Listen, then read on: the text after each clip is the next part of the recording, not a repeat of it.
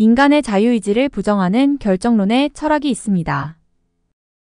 스피노자는 인간의 자유의지를 부정한 대표적인 철학자입니다. 스피노자는 세계는 결정되어 있으며 자유의지는 존재하지 않는다고 주장합니다. 하지만 스피노자의 에티카는 우리가 진정으로 자유인이 될 수 있는 길을 알려주려고 하는 책입니다. 이 점에서 우리는 스피노자가 말하는 자유와 자유의지가 통상적인 이해를 넘어선다는 것을 예감할 수 있습니다. 스피노자는 세계에서 일어나는 모든 사건과 행위는 선행하는 원인과 상황의 필연적인 결과라고 생각합니다. 현재는 과거의 필연적 결과이며 미래는 현재의 상태에 의해서 결정된 세계라는 것입니다. 그렇다면 내가 지금 생각하고 얘기하는 일체의 것은 과거가 원인이 되어 결정된 것이라고 주장하는 것일까요?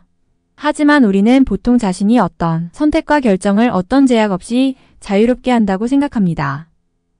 때문에 이런 일이 선행하는 원인에 의해서 미리 결정된 것이었다고 말하는 것은 상식적인 이해를 넘어서는 일입니다. 그러면 스피노자는 어떤 점에서 인간의 자유의지를 부정한 것일까요? 스피노자는 이 세상을 전체로서 하나의 존재라고 생각합니다. 즉, 세계를 구성하는 요소들은 독립적인 사물들이 아니라 전체의 한 부분들이라고 생각하는 것이지요. 마치 우리의 신체를 구성하는 부분들은 우리 몸의 일부인 것이지 뭔가는 별개로 따로따로 존재하는 것이 아닌 것처럼 말입니다. 스피노자는 이렇게 하나로 존재하는 전체로서의 세계를 실체 그리고 그 부분들을 양태라고 부릅니다. 그러니까 스피노자에게 실체는 하나뿐이며 양태는 실체의 양태로서만 존재합니다. 이 말은 실체와 양태 또한 분리된 독립적인 존재가 아니며 실체는 자신을 양태로 표현해낸 것이라 할 수 있습니다. 우리의 몸이 일부를 우리 몸 자체와는 별개인 것들로 생각하지 않는 것처럼 말입니다. 몸의 일부 또한 그냥 우리 몸이라고 말하기도 하는 것과 같습니다.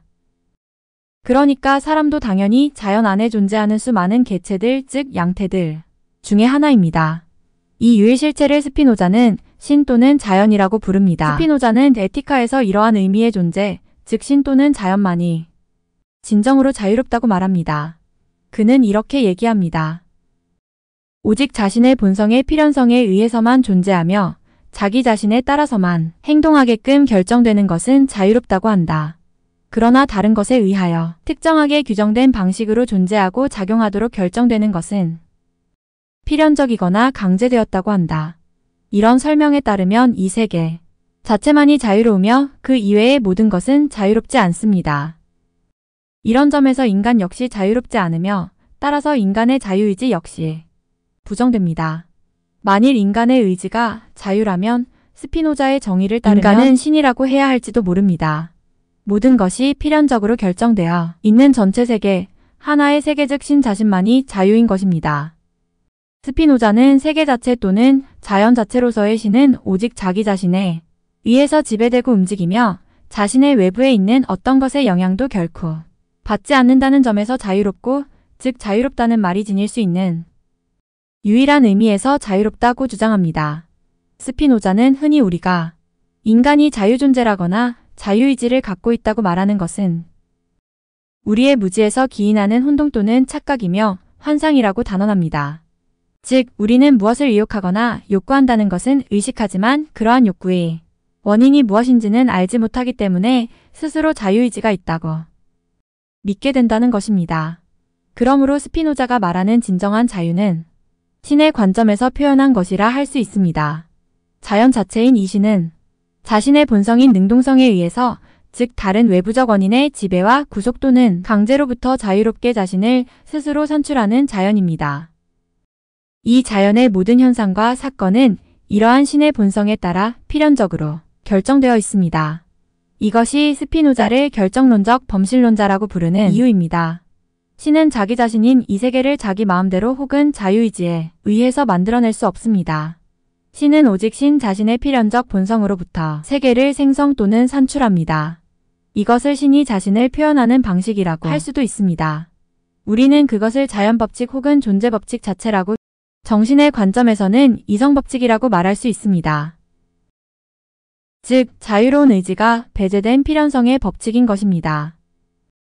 따라서 이런 세계에는 어떤 가치도 목적도 존재한다고 할 수 없습니다. 그렇게 될 수밖에 없는 세계이기 때문이지요.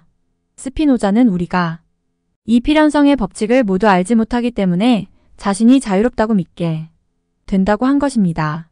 이렇게 유일한 자유와 세계, 자연, 신의 관계를 이해한다면 이제 통상 우리의 의지가 자유라고 하는 생각을 스피노자의 관점에서 이해할 수 있을 듯합니다. 이 점을 좀 더 알아보도록 하겠습니다. 스피노자에 의하면 신의 본성의 필연성에 의해서 산출된 모든 개체들은 자신을 유지하려는 자기 보존의 욕구 또는 자기를 보존하려고 노력하는 의지를 갖고 있는데 그는 이를 코나투스라 부릅니다. 이 의지적 노력 또는 힘으로써 코나투스는 한 사물 혹은 개체의 현행적 본질 또는 현실적 본질입니다. 이를 스피노자는 각자는 자신의 능력을 통하여 할 수 있는 한에서 자신의 존재를 보존하려고 노력한다고 표현합니다. 이 노력이 정신과 육체 모두에 관련될 때를 욕구라고 하며 한 개체가 지닌 욕구는 자신을 다른 것과 구별되는 특징적인 존재로 만들어줍니다. 그것은 한 개체가 자신을 유지 보존하려는 충동으로서 한 개체의 코나투스를 규정합니다. 스피노자는 우리가 이런 욕구를 의식할 때 그것을 욕망이라고 부릅니다. 인간을 포함한 모든 개체들의 본질은 코나투스에 있다고 할 수 있으며 이는 우리가 통상적으로 이해하는 자유의지와 유사점이 있습니다. 우리가 자유의지에 의해서 자유롭게 선택하는 모든 행위는 자기 보존을 위한 의지적 노력이라는 점에서 인간의 코나투스는 곧 윤리적 주체로서의 인간의 본질이라고 할 수 있습니다. 그런데 스피노자에 따르면 우리가 이를 자유의지적 행위라고 생각하는 이유는 어떤 것이 진정으로 자기 보존에 부합하는지 스스로 결정한다고 생각하기 때문에 자유롭다고 착각한 것입니다. 다시 말해서 욕구를 의식하지만 선행 원인에 의해 결정된 욕구의 원인이 무엇인지 알지 못하면서 하는 행위임에도 이를 마치 자유로운 선택적 행위를 한다거나 정신의 자유로운 결단이라고 착각하게 된다는 것입니다. 그런데 만일 우리가 욕구의 원인을 정확하게 모른다거나 알 수 없다고 가정한다면 그리고 현재의 욕구를 의식하고 있으면서 동시에 그러한 욕구에 부합하거나 반하는 하나의 행위를 선택하는 결정을 한다면 우리는 그것을 자유로운 선택이나 결정이라고 해도 무방해 보입니다. 그런데 스피노자 역시 우리가 그러한 지식을 갖는 데에는 한계가 있다고 생각합니다. 우리가 원인에 적합한 참된 지식을 가지려면 사실과 사실, 명제와 명제 사이의 수많은 필연적 연결로 이루어진 자연 필연성에 관한 지식을 가져야 하는데 그에 대한 완전한 지식을 갖는 것은 불가능할 것이기 때문입니다. 그럼에도 진정한 자유는 바로 이런 필연성을 인식하는데 있다는 것이 스피노자의 기본 신조입니다. 스피노자는 이런 지식을 신 또는 자연에 대한 직관적 지식이라고 생각합니다.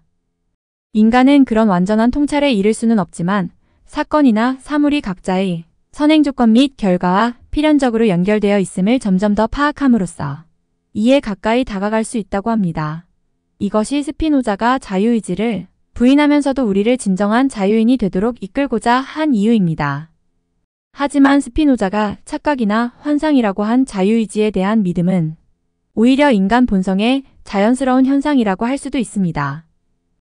우리는 인과 필연적 원인에 대한 완전한 지식을 가질 수 없지만 우리의 삶은 매 순간 어떤 선택에 직면해 있습니다. 이 경우에 비록 우리가 갖는 욕구의 원인을 모르고 있으며 그래서 잘못된 선택을 하게 된다고 하더라도 그 상황에서 선택할 수 있다는 사실은 근본적으로 인간의 의지가 자유이기 때문에 가능한 것이 아닐까요? 스피노자는 에티카에서 이렇게 말합니다. 같은 본성을 가진 다른 것에 의하여 한정될 수 있는 사물은 자신의 유한에서 유한하다고 일컬어진다. 예컨대 어떤 물체는 우리가 항상 달리 더 큰 어떤 것을 생각하기 때문에 유한하다고 일컬어진다. 마찬가지로 사유는 다른 사유에 의하여 한정된다. 이에 반하여 물체는 사유에 의하여 한정되지 않으며 사유도 물체에 의하여 한정되지 않는다. 스피노자의 사고와 논리를 좇아서 그에게서 우리의 통상적인 자유의지에 대한 이해와 일치할 수 있는 가능성을 찾을 수 있다는 생각이 듭니다. 즉, 다른 유한에서 더 큰 것에 제약되어 있는 더 작은 존재는 각자 그만큼의 힘만을 가지며 또한 더 큰 것과 더 작은 것 사이의 힘이 작용 연관성은 전체 힘의 법칙의 지배를 받지만 각자에게 허용된 힘이 크기 안에서는 자유가 허용될 수 있으며 따라서 인간은 그 차이만큼 자유로운 존재가 아닐까 합니다. 우리의 자연세계는 결정론 혹은 자연필연성의 지배를 받고 있지만 힘과 힘들의 인과적 연결과 필연적 법칙을 위배하지 않는 힘의 내부적 세계에서는 그 힘만큼의 자유의지가 허용될 수 있으며 그리고 그것이 인간적 삶의 본질이라면 그에 따라 인간의 의지는 자유인 것입니다. 이제 다른 관점에서 이를 통해 스피노자의 주장을 승인할 수 있습니다. 자신의 욕망을 증진시키기 위해서는 자신의 능력을 통해서 할 수 있는 한에서 자신의 존재를 유지하기 위한 노력을 해야 합니다. 그리고 우리의 의지적 노력의 행사는 자신의 욕구의 원인을 아는 만큼 그에 적합한 선택을 할 것입니다. 스피노자의 용어로 설명하면 우리의 코나투스의 충족은 우리의 정신이 스스로 타당한 관념을 얻는 정도에 따라서 성취될 것입니다. 우리는 각자가 이성의 도움을 받아 스스로 그것을 알아야 합니다. 왜냐하면 한 개인의 본성 또는 본질은 다른 개인의 본질과 다른 것만큼이나 각 개인의 욕구도 다른 사람의 욕구와 다르기 때문입니다. 스피노자는 그러한 욕구의 원인이 선행하는 원인에 의해서 결정되어 있다고 보았기 때문에 우리의 선택적 행위나 자유로운 결단 같은 것은 존재하지 않는다고 생각한 것입니다. 모르면서 하는 행위를 자유롭다고 할 수 없다는 생각은 타당해 보입니다. 그러나 다른 한편으로 인간의 능력이 모든 것을 알 수 없는 한계를 갖고 있다면 그러한 이유에서 힘의 상대적 크기 안에서 그리고 이에 제약되어 있다고 하더라도 인간이 자유의지를 갖고 있다는 것 또한 사실이라고 할 수 있습니다. 결국 스피노자가 자유의지를 부정한 것은 자유의지에 대한 전통적인 이해 방식을 바로잡으려 한 것이라 볼 수 있습니다. 이 점은 스피노자가 우리에게 보다 나은 삶을 살 수 있도록 우리를 안내하고 있다는 사실로부터 스피노자는 우리가 이를 수용할 수도 거부할 수도 있는 자유를 갖고 있다는 것을 이미 전제하고 있다고 보아야 할 것입니다. 모든 것이 엄격하게 결정되어 있고 필연적으로 정해져 있다면 우리의 삶을 우리의 의지에 따라 개선할 수 있는 가능성이 없다고 해야 할 것이기 때문입니다. 하지만 스피노자의 코나투스 이론은 그의 결정론적 범실론과 양립 가능한 의지의 자유를 허용할 수 있는 가능한 방도를 함축하고 있다고 생각됩니다. 그것은 더 큰 힘에 제약된 작은 힘에 내재한 의지적 노력이 인간에게는 자유의지의 다름 아니라는 사실입니다. 이제 자유의지에 대해서 스피노자의 생각과 비교할 때 어떤 것이 더 인간적 본성에 어울리는지 자유롭게 선택해보기 바랍니다.